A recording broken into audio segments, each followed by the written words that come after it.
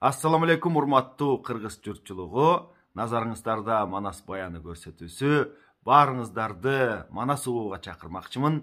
Бүгүн сиздерге Манастын Ордону Анжияндан Таласка көчүргөнүн жана ошондой эле те алыскы Кытайдагы Кенжут деген калаага Айган деген ханга кылган жортуулун жана согушун айтып бермекчимин. Алгач көрсөтүүнүн башында ушул Манас баяны көрсөтүүсүн үзгүлтүксүз колдоого алып, кеп кеңешин берип, мага дем берип турушкан инсандарга ыраазычылык айтуу менен баштайын. Алардын аты жөнүн сиздерге айтып коеюн. Манас баяны көрсөтүүсүн ар дайым эфирге алып чыгууда мага дем берип, колдоо көрсөтүп, кеп кеңешин айтып турган Эрнис Кыязов досума чын дилимден ыраазычылык билдирип кетмекчимин. Ошондой эле Ырыспай Исаков досума чын дилимден ыраазычылык айтмакчымын. Ар кандай өздөрүнүн кеңешин айтышып, мага дем беришип, сүрөп турган манасчылар Замирбек Баялиевке, Азиз Биймырза уулуна, Самат Көчөрбаевка, мына ушундай манасчыларга жана дагы бир топ биздин манасчы агайындарга ыраазычылык айтып, алардын баарысына рахмат демекчимин. Ошол сиздердин демиңиздер, сиздердин колдооңуздар менен Манас баяны кара сөз менен ар дайым үзгүлтүксүз эли журтубузга тартууланып жатат. Баарыңыздарга ыраазымын. Ошондой эле бул Манас баяны көрсөтүүсүн атайын YouTube каналга калтырып жатам. Бул эми YouTube канал деген YouTube'да көп жылдарга чейин сакталат. Али да болсо бул Манас баянын кара сөз менен биздин жаш улан кыздарыбыз угат деген, мектеп окуучулары угат деген изги жакшы оюм бар. Мына ошолорго жетип, кичине да болсо ушул биздин жаштарыбыздын, биздин эли журтубуздун Манасты билип калышына бир аз да болсо кызмат кылып калсак, биз анда бактылуубуз. Эмесе Манас баянымды улай берейин. Ошентип Манас бай жигиттин тоюнан кийин өзү Таласка көчтү. Анткени жерге орто болсун деп. Анын үстүнө ушул Анжиянда бир топ жана бай жигит айтты. Бул жак ысык экен, биз Алтайга көнүп калдык эле деп 2000ден ашык түтүн бай жигиттин эли кайра Алтайга көчтү. Нары жактан дагы Кытайлар шаштырып, бай Алтайды талашып, мына ушинтип жаткан экен. Бай жигиттин Алтайга кетерин Манас уккандан кийин бул нерсеге Манас чынында сүйүнүп, бай жигитти Алтайга жөнөттү да. Андан кийин өзү 100 миңдей түтүн ногойду алып келди дейт. Таласка отурукташты. Чүйдүн аты мурда Абаң суу экен. Мына ошол Абаң суу чүйгө дагы кийин чүй деп аталып калган экен. Абаң сууга дагы ошол кыргыздар отурукташты дейт. Ал эле эмес, анан Суңшоо, Нарындын аты мурда Суңшоо экен деп айтканбыз. Мына ошол Суңшоого, Кочкорго, Суу Самырга, мына ушул жерлерге кыргыздар отурукташты. Манас менен кошо келгендери. Ал эми жок, биз ушул жакта калабыз дегендери тигил Опол тоодон баштап, Опол тоо деген Памир тоолорун илгери ошол Опол тоо деп атап койчу экен. Опол тоо, Балык, андан берки жактагы Афганистандын азыр чегинде турган Кундуз, Талкан, мына ушул жерлерден бери кыргыздар отурукташчу экен. Ал эмес, Манас атабыз тигил Кытайдын ичиндеги азыркы Лоп дайрасынан бери Гималайга таяна берген жерлерден тартып, далай кыргыз шаарларын курган болчу дейт. Анан мына ушул жерде белгилеп айтып коюш керек, ушул адабияттын жоктугунан, алаштын тукумдары ата тегин унутуп, баягы тарыхын унутуп, бабасын унутуп, жөн эле баягы курсагы тойсо болду болуп, сартка айланып кетти деген сөздү айтат Сагынбай атабыз Манаста. Тарыхын унуткан, болгону ушул тиричилиги гана калган. Курсагын тойгуш керек, эртең менен чыгыш керек, соодасын кылыш керек, же бир жумушун кылыш керек, кечинде биртке тамак таап келиш керек да, курсагын төнбөйтүп тойгуш керек. Мына ушундай мүнөздө, мына ушундай тейде жашап калган адамдарды сарт деп айтат экен. өзүбүздүн ата бабаларыбызга Куран окуп, алардын арбагын ыраазы кылып атабызбы? Муну ушинтип ойлоно жүрүшүбүз керек. Тарыхыбыз кандай болгон, ата бабаларыбыздын мүнөзү кандай эле, алардын жеген ичкен баскан турганы кандай эле, алардын наркы кандай эле, салты кандай эле, мына ошону бекем каарманып жүрүшүбүз керек экен туугандар. Эми муну мындай таштайлы, Манастын ордону Анжияндан Таласка көчүргөн жеринен баштайлы. Мен сиздерге аны китептен окуп берейин. Абаңсуу аты Чүй болгон дейт. Чүйдүн азыр эле айтып кеттим, илгерки аты Абаңсуу экен. Ортосу талас, башы чүй, ногойдон 100 000 үй толгон. 100 000 түтүн үй ушул жака келип, ошондо ошол учурларда жайгашкан экен. Кара буура, күмүштак, күркүрөөлүү кең чакмак, кара кыргыз эл жатмак. Чанач менен чаткалды, аяк жагы курдумга, чүй боюнда жатканы. Андагы аты бир башка, алмаң салмаң эки суу, аңдап көргүн көй кашка. Чымкет менен сайрам деп, азыркы аты мынабу, Кабылсай азарда, кадимкинин сөздөрүн талык байлык жазарга, түрктүн колу жатканда, баарына келди сүрүптеп, башы келди түрктеп, түркү башы атагы, азыркы заман журтуна түлкү башы аталып, ушул болду чатагы. Арасы чүй башы көл, арбыган кыргыз биздин төл, арты калды букарда, аңдап кара буларга, ата жолун талашып, ар түрлүү журт барсыңар, бөөдө болбо убара дейт. Ошондо кыргыздын журту аябай арбыган дейт да, аябай көйгөн кыргыз тукуму дейт. Анан арты калды букарда дейт. Анан ар кандай журттар барсыңар, ата жолун талашып, бөөдө болбо убара деп жатат.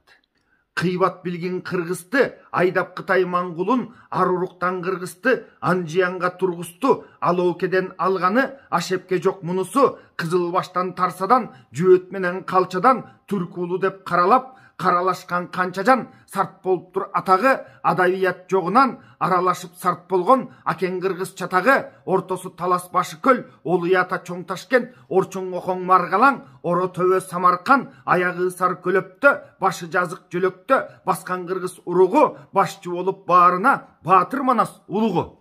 Мына ушундай тигил Афганистандын баягы Ысар, Көлөп, Кундуз, Талкан деген жерлери, бул жагы болсо тетигил Кытайдын ичиндеги баягы Лопко чейин жана эле айтып кеттим. Бул жагы болсо Шибенге чейин тиги Алтайдын башы, Байкал, андан нары өткөндө дагы айтканбыз, андан ары Жуушаңгы деген жер болгон, аякта түрк тилдүү эл болгон, андан нары Тундра деген жер болгон, ал жакта түрк тилдүү элдин кени болгон дейт.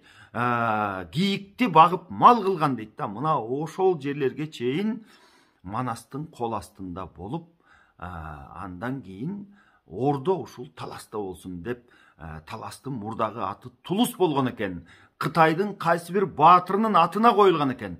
Бирок Таласты Кытайдагы, Кыргыздагы ээлей албай бул талаш турчу экен да. Кээде келип Кытай басып калчу экен, кээде келип Кыргыз басып калчу экен. Анан Тулус деп атап коюшкан экен. Тулус атын өзгөртүп туруп, бул жер тилге ыңгайлуу Талас болсун деп, атын Талас коюп, ордону алып барып, Манас ошол жака курду дейт.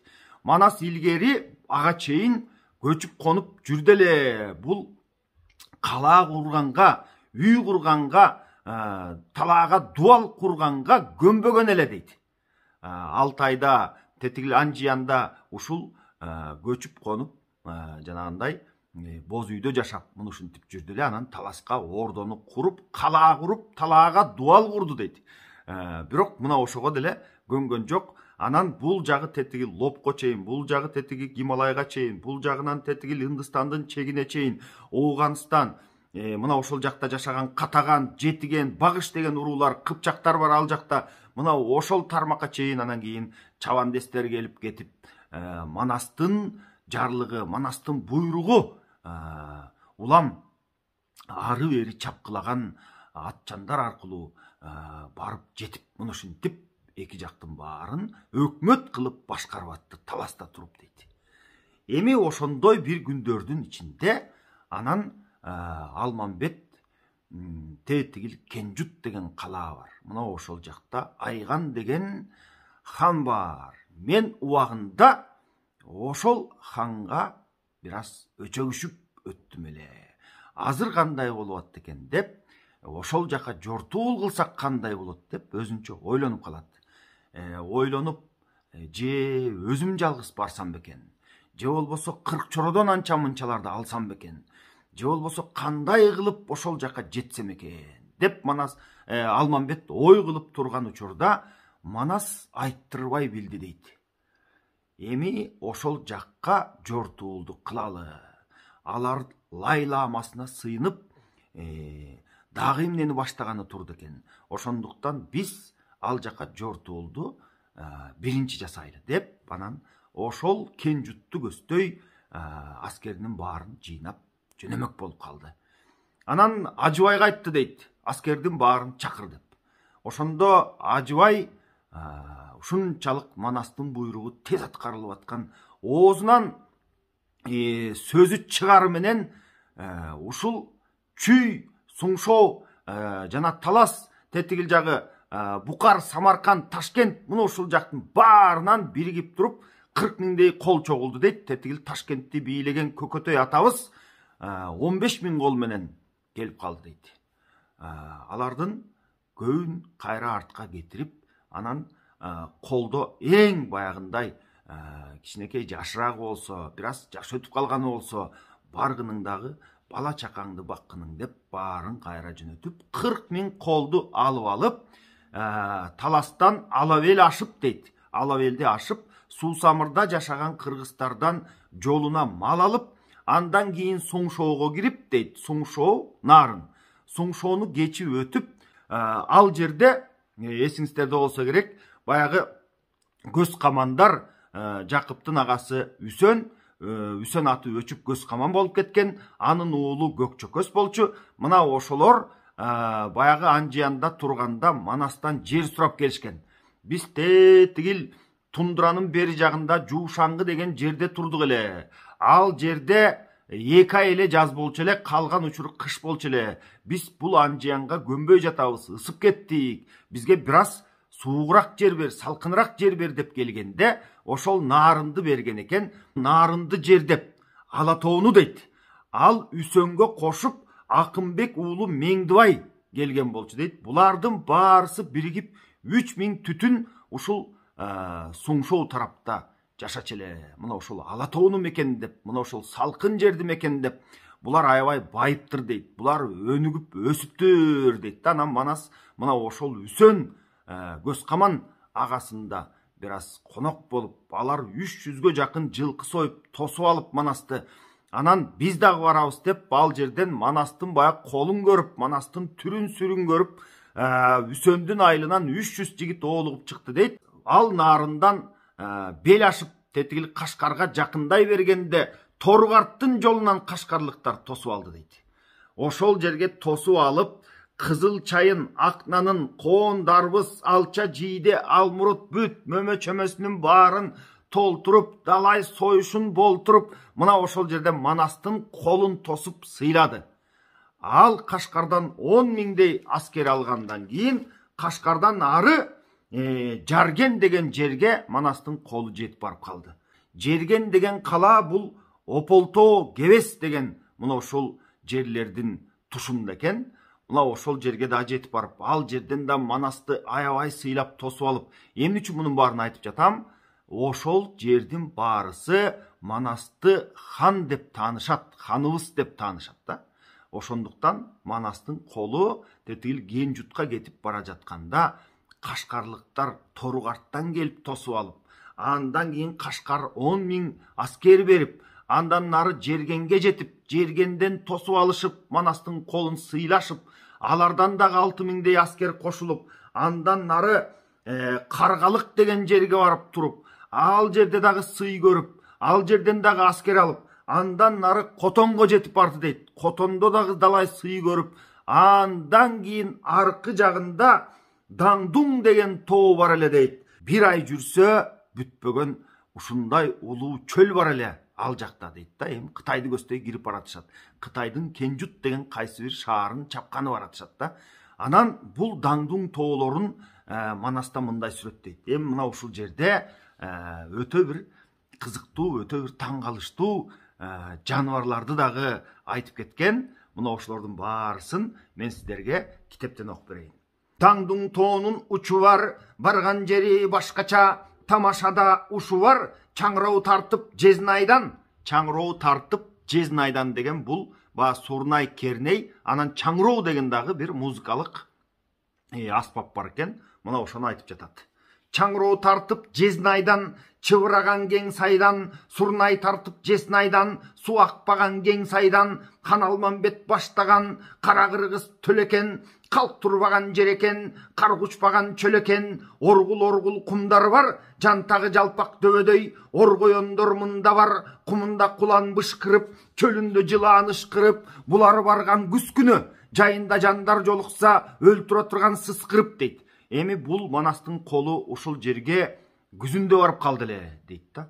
Оргул баягындай чөл, кум ушундай жер эле дейт. Эгер жайында барып калсаң бул жерге сыскырып өлтүрүп коймок, аябай күн ачуу тиет дейт да. Мына ошону айтып жатат. Бөкөнү койдой бөлүнүп, куланы кумдай төгүлүп, көргөндүн көөнү сөгүлүп, жангел токой чери бар, байкабаган бенденин барса келбес жери бар, аюу жолборс кесеңде албан түрлүү шери бар, жолборс жолун бууган жер, аюулары уюктап алтымыштан тууган жер, адам жамба төгийик, анын баары турган жер. Эми адам жамба деген жаныбар бар дейт, анан төгийик деген жаныбар бар дейт. Мына ушундай жаныбарлар турган жер.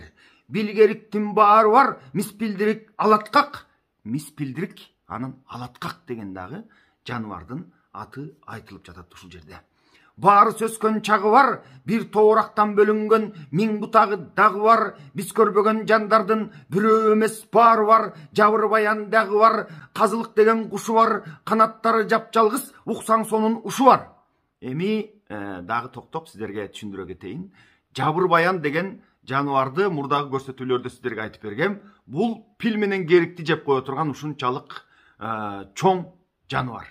Баягы динозаврлар жөнүндө кеп болуп атат деп койсоңуз болот. Андан башка дагы казылык деген кушу бар дейт, канаты жапжалгыз дейт. Бир канаттуу казылык деген куш болгон дегенди айтып жатат. Эми сөзүмдү андан ары улай берейин. Кумурскасы чычкандай, арстары бар түйүлсө, асманды көздөй учкандай, мүйүздүү жылкы аты бар, адамды көрсө соо койбос, өзүнүн кылган анты бар, же өлтүрбөй, же өлбөй, соо кетпеген каркы бар, ак чатырдай куусу бар, акпаган кара суусу бар, ача балык ушу бар, денеси бирөө баш экөө, бир башы бар балыктай, бир башы бар адамдай. Эми карап туруңуз. Ушул жерде канча жаныбардын баягы аты айтылып кетти. Мүйүздүү жылкы бар эле дейт. Адамды көрсө соо койбочу эле дейт да. Же өлтүрчү эле, же өзү өлчү эле. Ушундай мүйүзү бар ат, ушундай жылкылар бар эле дейт. Андан кийин акпаган кара суусу бар эле дейт. Бул суусунда бир жагы балык, бир жагы адамдын башы болгон эки баштуу балык болчу эле дейт да. Бул баягы башка элдерде да айтылат, башка дүйнө жүзүндөгү калктардын арасында дагы алардын мифтеринде да жолугат, баягы русалкалар жөнүндө кеп болуп атат деп койсок болот туугандар. Жан жараткан аргандай, адам башы адамча, айта берсе сүкүттүү, адамдар айран калгандай, ал сүкүттүү уккан жан акылынан тангандай, күнү сыгын карасаң, абанын оту жангандай, тамаша кылып көлүнөн, 11 күнү жол жүрүп, жазанын жайы чөлүнөн, түштүк жактан көрүндү, Кенжит тоонун төбөсү, кетте черүү баштаган Эралмамбет төрөсү дейт. Ошентип баягы Даңдуң тоосуна жетип, азыр эле сиздерге айтып берген чөлдү кесип өткөндөн кийин акпаган кара суусу бар эле дейт. Ал жердеги жанагындай бир башы балык, бир башы адам болгон, куйругу кадимкидей балык болгон мындай жандарды көрүп, алаткак деген жана башка миспилдирик деген сыяктуу ушундай таң калыштуу жандууларды, жырткычтарды, айбандарды көрүп, ошол акпаган кара суунун жээгинде 11 күн жүрүп, андан нары чыга бергенде Кенжут тоосу көрүндү дейт. Кенжутта ошол тоосунун түбүндө Жебелүү деген калаасы бар экен, Айган деген ханы бар экен да. Ошол жерге жеткенде Алмамбет колду бекитти дейт. Биринчи мен жол чалдырайын. Бул Айгандын даярдыгы кандай экен? Булардын сыры бар. Баягы шаарын курчаган укмуштай таштан дуалы бар дейт. Сепили бар мұны ушундай. Сепилинин ичине кирип кетет. Биз анда чоочутуп алсак, сепилинин бир гана эшиги бар. Мына ошол жакка кирип кетет дагы, баягы коргондун ичине. Ал жактан биз өтө албай калабыз. Ошондуктан буларды чоочутпай, биринчи мен барайын. Баягы сепилдин, баягы дуалдын аркы жагындагы шаардын ичине кирейин дагы, алардын жөн жайын билейин. Андан кийин бул шаарга чабуулду кантип коюшту мен силерге айтам деп, өзү жебелүү шаарга сараланы минип кирип кетти. Эми мына ушул жерден баяныбызды токтото туралы, калганын кийинки көрсөтүүдө буйруса улайбыз. Саламатта туруңуздар, кайрадан көрүшкөнчө.